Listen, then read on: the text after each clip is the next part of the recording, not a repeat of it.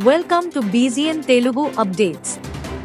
చంద్రబాబు ఇచ్చిన హామీలు ఏవీ నెరవేర్చేందుకు వీలుండదన్నారు వైఎస్ఆర్సీపీ ప్రధాన కార్యదర్శి సజ్జల రామకృష్ణారెడ్డి.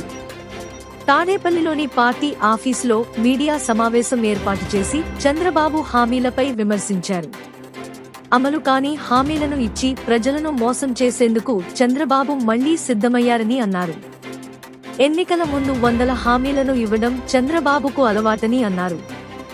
చంద్రబాబు వ్యాఖ్యలు చూస్తుంటే తలలో చిప్పోయినట్టు ఉందన్నారు. గతంలో ఇచ్చిన హామీలను నెరవేర్చని చరిత్ర ఆయనకు ఉందన్నారు సజ్జల. సీఎం జగన్ మాత్రం 99% మేనిఫెస్టోను అమలు చేశారన్నారు.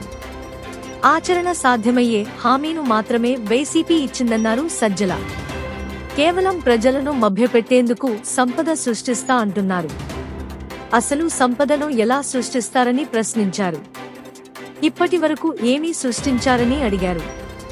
రాత్రికి రాత్రి సంపద ఎక్కడ నుంచి వస్తుందని చంద్రబాబును నిలదీశారు.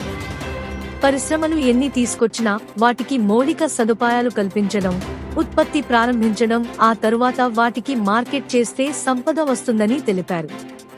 ఇవన్నీ ఉన్నపళంగా ఎక్కడి నుంచి తీసుకొస్తారని, వీటికి కూడా కొంత సమయం పడుతుందని ప్రజలు లాజికల్ గా ఆలోచించాలని చెప్పారు. Stay tuned for more updates, like, share and subscribe.